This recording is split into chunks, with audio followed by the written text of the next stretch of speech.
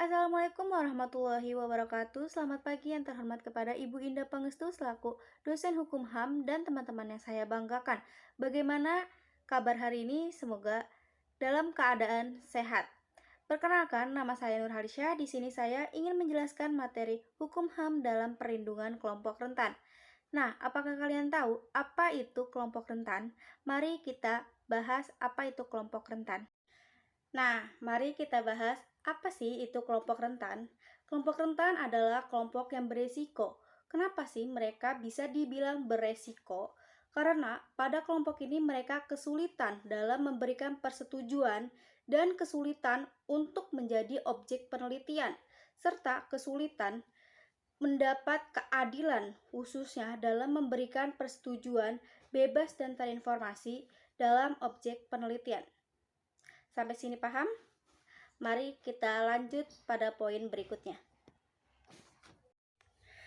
Nah, untuk materi selanjutnya yaitu macam-macam kelompok rentan. Siapa saja sih yang termasuk dalam kelompok rentan ini? Yaitu ada 10. Yang pertama ada perempuan, anak-anak, minoritas nasional, masyarakat adat, pekerja migran, pengungsi, pengungsi internal, orang tanpa kewarganegaraan, penyandang disabilitas, dan yang terakhir ada orang lanjut usia.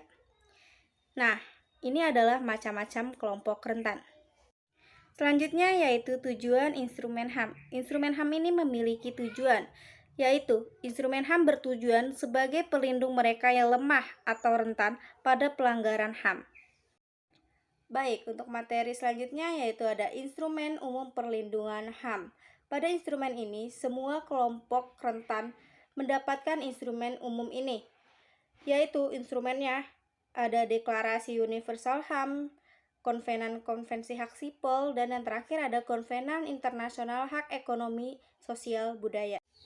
Baik, selanjutnya yaitu ada contoh kasus. Di sini saya akan membahas salah satu kelompok rentan yaitu pada anak-anak. Pengertian dari perlindungan anak tercantum pada Pasal 1 Ayat 2 Undang-Undang Nomor 23 Tahun 2002 tentang Perlindungan Anak. Anak-anak memiliki kebutuhan dan kerentanan khususnya dalam konflik bersenjata atau perang. Contoh kasusnya yaitu terjadi di Indonesia pada tahun 1999 di Ambon. Pada saat itu terjadi perang antara umat Islam dan umat Kristen. Dan pada saat itu juga anak-anak ikut dalam perang. Bahkan mereka sampai membunuh dan ikut membom dalam kasus tersebut. Anak-anak juga rentan tidak perang saja, tetapi rentan dalam situasi apapun. Contohnya banyak anak-anak mendapatkan diskriminasi di pinggir jalan dan banyaknya kekerasan yang dilakukan oleh orang dewasa. Kenapa sih anak-anak dikatakan rentan? Karena seharusnya anak-anak mendapatkan perlindungan khusus baik pada masa perang ataupun tidak perang. Contoh lainnya yaitu pada penyandang disabilitas. Pada kelompok rentan ini mereka selalu dipandang sebelah mata oleh orang normal atau orang lain yang merasa dirinya sempurna. Penyandang disabilitas ini sangat rentan. Salah satu contohnya yaitu banyak penyandang disabilitas selalu dinomorduakan pada pelayanan kesehatan. Pada pusat kesehatan sulit diakses oleh penyandang disabilitas. Selalu mendapat diskriminasi dari orang-orang sekitar. Dan contoh selanjutnya yaitu pada kelompok LGBT. Sebelum ada wabah COVID-19 pun mereka kerap menerima diskriminasi. Mereka kesulitan mengakses layanan kesehatan, pekerja, akses mendapatkan tempat tinggal karena mereka kerap ditolak untuk sewa kos dan akses keadilan sehingga pandemi COVID-19 ini membuat kelompok minoritas seksual semakin rentan.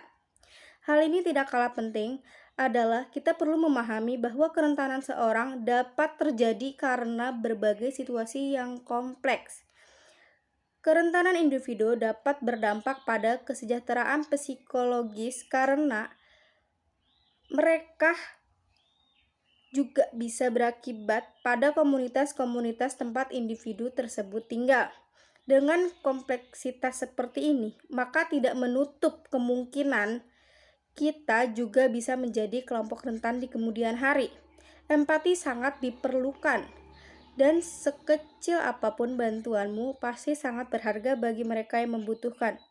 Baik, sekian penjelasan materi dari saya. Kurang lebihnya mohon maaf. Wassalamualaikum warahmatullahi wabarakatuh.